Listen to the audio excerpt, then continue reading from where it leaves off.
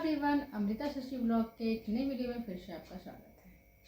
आज हम लोग जो वीडियो लेकर आए हैं वो है महाराष्ट्र इलेक्शन में कांग्रेस की जो ज़बरदस्त हार हुई है ना, उससे रिलेटेड है। हाँ, तो महाराष्ट्र इलेक्शन में बीजेपी काफ़ी प्रचंड बहुमत से जीती है, तो उसी पे एक वीडियो है आरजे रौनक का। तो इसमें हम लोग देखते हैं महाराष्ट्र विधानसभा रिजल्ट 2024 का। तो आरजे रौनक की एक वीडियो है, हम लोग देखते हैं कि क्या कारण रहे महाराष्ट्र इलेक्शन में बीजेपी की जीत के लिए और कांग्रेस की हार के लिए। तो बिना देर किए हुए चलिए हम लोग इस वीडियो को देखते हैं। देखने से पहले कुछ अपील करना चाहते हैं अमृता जी। वीडियो को लाइक करें, शेयर करें एंड चैनल को सब्सक्राइब करें। ओके, तो चलिए वीडियो शुरू करते हैं। ये अच्छा हो गया, महाराष्ट्र में ईवीएम की जीत हो गई और झारखंड में लोकतंत्र की। Very good.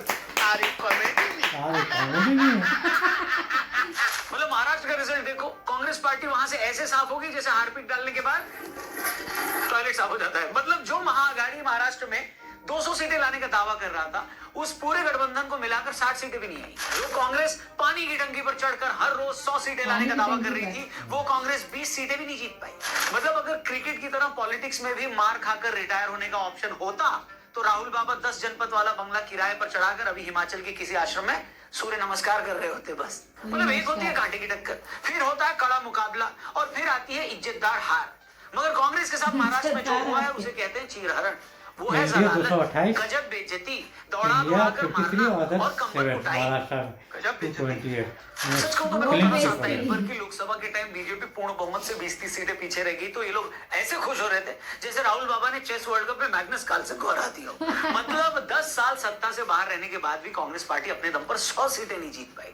मगर इनके नेता मुठ्ठियां भींचकर ऐसे सेलिब्रेट कर रहे थे मानो राहुल बाबा ने घर की गैराज में आलू से सोना बनाने वाली मशीन असेंबल कर दी। आलू से सोना। मैंने तब भी बहुत समझाया कि भाई बेशक बीजेपी को उतनी सीटें नहीं मिली जितनी मिलनी चाहिए थी, मगर बीजेपी को राइट ऑफ मत करो। 10 साल सरकार चलाने के बाद भी बीजेपी 240 सीटें जीत कर ला रही है। कांग्रेस पार्टी तो 10 साल सत्ता में रहने के बाद 40 सीटों पर सिमट गई थी, मगर ना, कांग्रेसी कहां सुनने वाले थे। ये दुनिया की इकलौती ऐसी पार्टी है जो लगातार तीसरा चुनाव हारने के बाद भी नाच नाच कर अपने घुटने तोड़ रही थी। 40 नंबर आने पर भी दोस्तों को पार्टी देने की जो खुशी है ना, वो वही बच्चा समझ सकता है जो खुद 3 साल से फेल हो रहा हो। लोकसभा इलेक्शन के बाद कांग्रेसियों को लग रहा था कि बस अभी हरियाणा इलेक्शन होंगे, हम उसमें जीत जाएंगे, हमारे जीतते नीतीश बाबू, चंद्रबाबू मोदी जी को फेसबुक पर अनफ्रेंड कर देंगे और अक्टूबर तक राहुल बाबा देश के प्रधानमंत्री बन जाएंगे। मगर हरियाणा में जो इनकी खुदाई हुई उसे पूरी दुनिया ने देखा। तब भी लोगों ने समझाया कि भैया अभी भी टाइम है, समझ जाओ, बीजेपी पर नहीं खुद पर ध्यान दो। मगर ना, तब भी इनको लग रहा था कि महाराष्ट्र में तो हम ही जीत जाएंगे। उस कॉन्फिडेंस की वजह ये थी कि लोकसभा इलेक्शन में महाआघाड़ी ने महाराष्ट्र में 48% की सीटें जीती थी। बीजेपी वाले एनडीए को सिर्फ 17 सीटें आई थी। मगर राजनीति में कुछ भी मान नहीं लिया जाता, कुछ भी फिक्स नहीं होता है। 4 महीने का टाइम चीजें बदलने के लिए काफी होता है, और महाराष्ट्र में भी वही हुआ। जीत के कारण मध्य प्रदेश में शिवराज मामा ने लाडली लक्ष्मी योजना चलाकर बेटियों को 43,000 देनी शुरू की। महाराष्ट्र में एनडीए की सरकार ने उसी योजना की यहाँ कॉपी कर ली। इनफैक्ट वो उससे एक कदम आगे निकल गई। उसने जून में मुख्यमंत्री माझी लाड़की बहन योजना स्टार्ट कर दी। सरकार ने अनाउंस कर दिया कि इस योजना में हम 65 साल तक की महिलाओं को हर महीने 1,500 रुपए देंगे। इतना ही नहीं, महाराष्ट्र सरकार ने दिवाली बोनस के तौर पर अक्टूबर नवंबर यानी 2 महीने के 3,000 रुपए एक साथ महिलाओं के अकाउंट में ट्रांसफर करा दिए। इलेक्शन से पहले एनडीए सरकार की ये स्कीम गेम चेंजर साबित हो गई। उन्होंने अपने मैनिफेस्टो में यहाँ तक लिख दिया कि अगर हम दोबारा सत्ता में आए तो इस 1,500 को बढ़ाकर महिलाओं को हर महीने 2,100 रुपए देंगे। महाआघाड़ी ने भी अनाउंस कर दिया कि हम आए 3,000 देंगे। लेकिन महाराष्ट्र की जनता को लगा कि कांग्रेस के 3,000 का तो भरोसा नहीं है, इस सरकार में तो हमें 1,500 मिलना शुरू हो चुका है, तो हम ये काय को छोड़े। तो ये तो एक फैक्टर था। इसके अलावा लोगों को सबसे ज्यादा गुस्सा उद्धव ठाकरे से भी था। शिवसेना का एक बहुत बड़ा सपोर्टर इस बात से नाराज था कि भैया हम तो आपकी पार्टी को बाला साहब की वजह से पसंद करते थे। बाला साहब ने सारी उम्र हिंदुत्व की बात की, आप लोग कांग्रेस से मिल गए। वो कांग्रेसी जो लव जिहाद के खिलाफ नहीं बोलते, वक्फ बिल के भी खिलाफ है वो लोग, जो राम मंदिर की प्राण प्रतिष्ठा पर भी नहीं गए। इन सब बातों से शिवसेना का वो वोटर बड़ा नाराज था जो सिर्फ हिंदुत्व की वजह से एक वक्त पर इस पार्टी से जुड़ा था। एक और फैक्टर जो बीजेपी और एनडीए के फेवर में गया वो था कटेंगे तो बटेंगे वाला बीजेपी का नारा। इस स्लोगन ने कहीं ना कहीं हिंदू वोटर्स के बीच में वर्क किया। बीजेपी हिंदू वोटर्स को कन्विंस करने में कामयाब रही कि आप लोग जाति से ऊपर उठकर अपनी हिंदू आइडेंटिटी पर वोट दो, और ऐसा लगता है कि इस फैक्टर ने काम भी किया है। तभी तो जब जनता ने महाआघाड़ी में शामिल हर पार्टी का सुपड़ा साफ कर दिया, आपको दिख रहा है। इसका अंदाजा आप इस बात से लगाइए कि एकनाथ शिंदे वाली शिवसेना को अकेले इतनी सीटें मिल गई जितनी कांग्रेस वाली महाआघाड़ी अलायंस को मिली। अकेले। कम से कम जब मैं ये वीडियो रिकॉर्ड कर रहा हूं तब तक तो यही अपडेट है। लेकिन हाँ, कांग्रेस के लिए अच्छी खबर झारखंड से आई है, जहां जेएमएम के साथ उनका अलायंस जीत गया है। मगर झारखंड के बारे में एक्सपर्ट्स यही कहते हैं कि इतना छोटा स्टेट है कि उसके रिजल्ट का नेशनल पॉलिटिक्स पर कोई उतना असर नहीं पड़ेगा। जिस टाइम तक ये मैं वीडियो बना रहा हूं उस वक्त यूपी में भी बीजेपी ज्यादातर सीटों पर लीड कर रही है। बिहार में भी आरजेडी और कांग्रेस का महागठबंधन बुरी तरह हार रहा है। जो 3-4 सीटें महागठबंधन के पास थी वो शायद सभी सीटें बीजेपी और जेडीयू से वो हार गए। कहने को तो ये रिजल्ट महाराष्ट्र का था, मगर इस रिजल्ट से कम नेशनल लेवल पर बहुत सारी चीजें क्लियर हो गई हैं। आपको याद होगा जब 4 जून के रिजल्ट में बीजेपी को अपने दम पर 30 सीटें कम मिली तो बहुत सारे एक्सपर्ट्स ये कह रहे थे कि अगर बीजेपी हरियाणा और महाराष्ट्र में सरकार नहीं बना पाती तो सेंटर में भी वो बहुत कमजोर हो जाएगी। अब ये मानकर चलो कि इस रिजल्ट के बाद बीजेपी सरकार का तो कुछ नहीं बिगड़ने वाला, उल्टा अगले साल बिहार में जो इलेक्शन है उसमें बीजेपी नीतीश बाबू के साथ अच्छे से बार्गेनिंग भी कर पाएंगे। कांग्रेस की लीडरशिप वाला इंडिया अलायंस और कमजोर होगा। इस रिजल्ट के बाद अब ये भी क्लियर हो जाएगा कि असली शिवसेना और असली एनसीपी कौन सी है।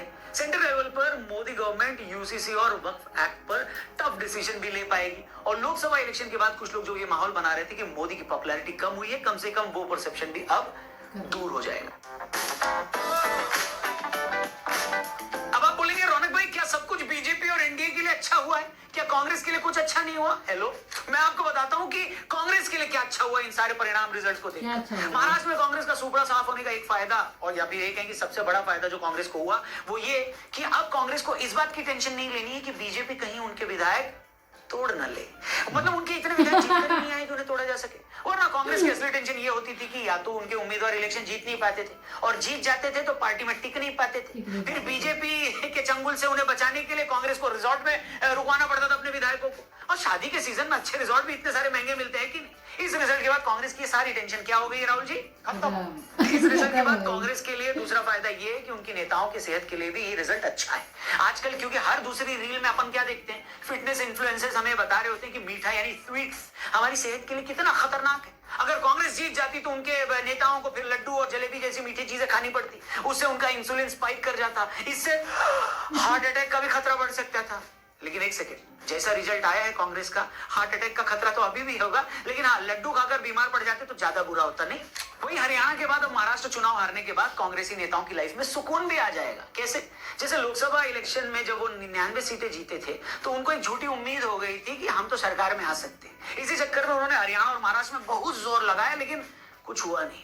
अब लगातार 2 इलेक्शन हारकर कांग्रेस ने अपनी पुरानी फॉर्म फिर से हासिल कर ली है। जून में उनके कुछ नेता जो गुब्बारा बनकर फूल गए थे, महाराष्ट्र के रिजल्ट ने उस गुब्बारे में सुई मारने का काम किया है। नहीं सॉरी, सुई नहीं, ऐसा लग रहा है तलवार ही घुसा दी है। मजा आया। पार्टी के बड़े लीडर्स भी इस गलतफहमी में आ गए थे कि हम तो अब पीएम बनने वाले। इसी चक्कर में बेचारों के फॉरेन ट्रिप्स पर थोड़ा सा लगाम लग गया था, वो कम हो गया था। पहले जहां वो हर हफ्ते विदेश जाते थे, जून के बाद वो महीने में सिर्फ 3 बार ही फॉरेन ट्रिप पर जा पा रहे हैं। स्ट्रगल देख रहे हो बेचारों की? नहीं, हम कोई मंदिर का घंटा है कि कोई भी आके बता जाता है। Last but not the least, election हारने का सबसे बड़ा फायदा कांग्रेस को यह हुआ है कि अब 5 साल तक कम से कम राहुल जी को यह नहीं सुनना पड़ेगा कि महाराष्ट्र के 2 सीनियर कांग्रेसी नेता सीएम बनने के लिए लड़ रहे हैं। मतलब चाहे पंजाब में अमरिंदर सिंह और सिद्धू, राजस्थान में अशोक गहलोत और सचिन पायलट हो, और छत्तीसगढ़ में टीएस सिंहदेव और भूपेश बघेल हो, ये लोग तो 5 साल आपस में सीएम बनने के चक्कर में ही लड़ते रहे और बेचारे राहुल बाबा को हर बार रेफरी बनना पड़ता था। अब राहुल बाबा चाहें तो अपने अंदर के रेफरी को कुछ टाइम के लिए छुट्टियों पर भेज सकते हैं और चाहें तो उस रेफरी को अपने साथ छुट्टियों पर ले भी जा सकते हैं। मतलब इतने सारे फायदे तो हुए कांग्रेस को एक और इलेक्शन हारने से। फिर आप कहते हो कि हम सिर्फ बीजेपी के फायदे गिनाते हैं। बाकी आपका क्या कहना है महाराष्ट्र के इन नतीजों पर? क्या इस रिजल्ट के बाद मोदी और मजबूत होंगे? राहुल का फ्यूचर क्या होगा? क्या बीजेपी के सहयोगी कमजोर होंगे? जो भी आपको लगता है खुला है, क्या कमेंट बॉक्स जरूर लिखना। वीडियो पसंद आई हो तो इसे अपने दोस्तों से भी जरूर शेयर करना, चैनल भी सब्सक्राइब करके जाना। जल्दी मिलते हैं एक और कड़क वीडियो के साथ, यहीं पर अपना ख्याल रखिए। हाँ जी, तो ये वीडियो तो ख़त्म हो गया। लेकिन एक बात मैं बोलूँगा कि पहले बीजेपी का जो नारा था ना कि सबका साथ, सबका विकास, सबका प्रयास, तो इसमें क्या होता था कि इसमें हिंदू, मुस्लिम, सिख, ईसाई सारे आ जाते थे। इतना करने के बाद भी बीजेपी को मुस्लिम एक भी वोट नहीं देता था। तो इस बार क्या किया कि इतना कुछ करते हैं, इन लोग को वोट देता ही नहीं है। देता तो हमको हिंदू है, तो काहे ना हिंदू को ही एकजुट किया जाए। तो उसने क्या किया, एक नारा दिया, क्या कि बटोगे तो पटोगे। क्योंकि ये जो कांग्रेस थी ना, कांग्रेस पहले नारा देती थी क्या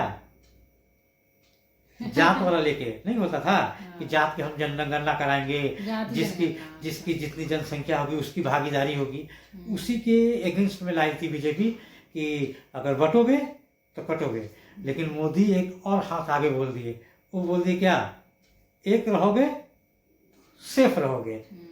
तो सारा जो हिंदू वोट था ना वो सब एकजुट हो गया, और एकजुट होने के बाद एक परिणाम महाराष्ट्र में हुआ। एक चीज ये देख रहे हैं कि महाराष्ट्र में भी एक योजना लाया था कि 1500 रुपया हर एक लाडली बहन के खाते में। कहीं ना कहीं ये नेता लोग बस लालच दे करके कहीं ना कहीं वो वोट गेन किए हैं। हाँ, जैसे क्या इसके जगह पे वो रोजगार दे करके नहीं कर सकते थे? क्या वो जनता को बेवकूफ नहीं बना रहे? अब देखो, सेम चीज झारखंड में भी सेम चीज हुआ है। 1,000 सारी बहनों को बहन योजना। हाँ, इसीलिए झारखंड में वो जेएम जीत गए, और महाराष्ट्र में वही सेम स्कीम बीजेपी लाए और बीजेपी वहाँ जीत गया। तो कहीं ना कहीं ये नेता क्या बोलते हैं, प्रलोभन देने की काम है। बस वो लालच दे रहे हैं और उसी के झांसे में लोग आ रहे हैं, जबकि ऐसा नहीं होना चाहिए। जनता को अपना दिमाग का यूज करना चाहिए कि क्या उनके लिए सही है क्या नहीं। वोट उसे दे जो आपको रोजगार दे, आपके विकास करे। ये नहीं कि 1000 रुपया दे दे और 2000 रुपया दे दे तो आपका उसमें तो आपका वो नहीं चलेगा, घर तो नहीं चल जाएगा। सही बोले। एक अंग्रेजी में कहावत है, don't give the fish, try to learn how to make the fish, मतलब you know how to catch the fish. हाँ, तो किसी को मछली मत दो, उसे ये सिखा दो कि मछली पकड़ते कैसे हैं। तो जिंदगी भर खा सकता है। तो कहीं ना कहीं ये नेता लोग तो अपना खुद का रोटी सेक लेते हैं, बट ये जनता वही बेवकूफ़ों में ही गिनती अभी भी आ रही है। हाँ, 1000-1500 रुपया लेके पर मंथ लोग जिंदगी से निकल जाएंगे हमारी। बस ये बहुत बड़ी चीज़ हो गई और जाके वोट दिए आ रहे हैं। मुझे तो यही लग रहा है। बाकी आपकी क्या राय है, आप कमेंट सेक्शन में कमेंट जरूर करें, है ना। हाँ, वैसे चूंकि बीजेपी को इस बार महाराष्ट्र में बहुत ज़्यादा सीट मिल गया, मतलब टोटल सीट कर दिया उन्होंने। 253 बोला ना, कितना सीट बोला, 253 सीट मैंने टोटल अथी बोला। पिछला साल उसको मिला ही नहीं था बीजेपी को, इस साल को ज़्यादा ही मिल गया। तो खैर प्रलोभन, कैसे दिल्ली में केजरीवाल बोला था कि सबको फ्री राशन देंगे, फ्री गैस देंगे, तो जनता फ्री के चक्कर में जाती है। वो 150 बचाने के चक्कर में उसकी बहुत बड़ी चीज़ें निकल जाती है ना, उसके बच्चे भी नहीं पढ़ पाते हैं। तो हम तो जनता से सिर्फ यही बोलेंगे कि भाई दिमाग लगाइए और बेस्ट चीज चुनिए, है ना। और अगर सरकार के सामने आप अपना वो रखिएगा, व्यू रखिएगा कि हाँ हमें रोजगार की ज़रूरत है, ना कि ये 1000-2000 रुपये से की ज़रूरत है, तो कहीं ना कहीं उस सब चीज़ों पे चोट करने की ज़रूरत है वोट के द्वारा।